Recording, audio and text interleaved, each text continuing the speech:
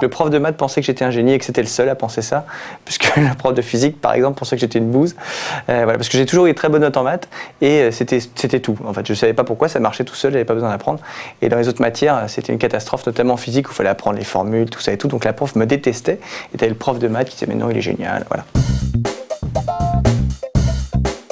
En fait, le truc, c'est qu'à l'époque, il y avait encore le service militaire, tout ça, et que moi, je voulais pas le faire. Et donc, je me suis inscrit en japonais, mais j'adorais le Japon en même temps. Donc, ça tombait bien. Ce qui m'a servi après, quand je suis allé vivre là-bas pendant un petit peu de temps. Moi, je suis resté 6 mois. C'est la ville la plus... Enfin, Tokyo est la ville la plus folle de l'univers, je crois. Tu as l'impression que tu es dans un film de science-fiction, vraiment. Les feux parlent, les murs parlent, les gens parlent. Bon, ça, c'est plus normal, mais les métros parlent, tout le monde parle. La télévision, c'est Disney Channel. Complètement par hasard, c'est-à-dire que j'écris encore aujourd'hui dans le journal de Mickey, mais déjà à l'époque j'écrivais, ça fait 12 ans que je suis dans le journal de Mickey, tu vois, donc voilà, ils sont venus faire un reportage sur le journal de Mickey, comme on se faisait le journal. C'est vrai qu'à l'époque, maintenant il y en a d'autres, j'étais le seul Jones, entre guillemets, et du coup ils sont venus faire le reportage sur moi, et le PDG de la chaîne a vu le reportage, et m'a demandé de venir, voilà, et puis une semaine après j'étais, voilà, je faisais le mercredi matin en direct, comme ça. Je faisais un super-héros, justement, on y revient, parce que je voulais vraiment faire un super-héros.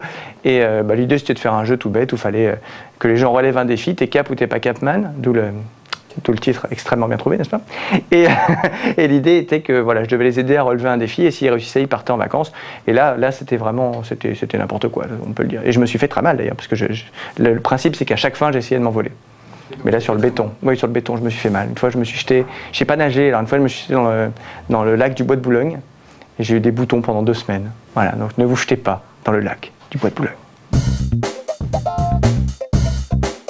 Bon, je faisais un peu la Florence Foresti en garçon, quoi. Voilà, c'est-à-dire que j'essayais de faire des sketchs. Je dis bien j'essayais parce que c'est vraiment pas facile en direct et tout comme ça. On a l'impression d'arriver dans la fosse au lion parce qu'on a 3 minutes, qu'il faut être super drôle et tout. Donc c'est une expérience qui est vachement enrichissante, qui est pas simple. Voilà, parce que je me considère pas comme un humoriste moi à la base, plus comme un comédien en tout cas, ou comme un animateur.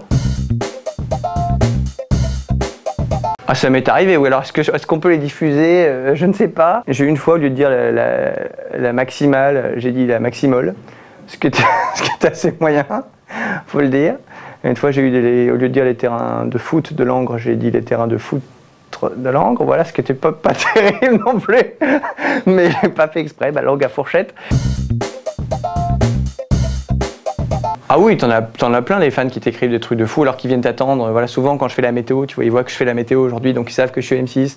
Donc ça arrive qu'il y en ait qui viennent attendre le soir quand je sors, donc ça c'est plutôt sympa. Tu vois, c'est vraiment étonnant et tu te dis oh là là, mais pourquoi ils font ça pour moi? Pourquoi ils viennent me voir? Oui, on te trouve drôle, t'es sympa, machin. Bon, d'accord, mais sauf que après, c'est l'image que tu as à la télé, c'est pas forcément, ça se trouve, dans la vie, je suis extrêmement pénible, faut le savoir. Et je sais pas pourquoi les gens qui sont autour se marrent, il y a un fond de vérité, c'est ça? Donc voilà, alors bonne fête à tous les lecteurs. Et plutôt, comment on dit sur le net? Internaute? Ah bah oui, c'est vrai, c'est logique. Internaute, cosmonaute, papillote, non, ça marche pas.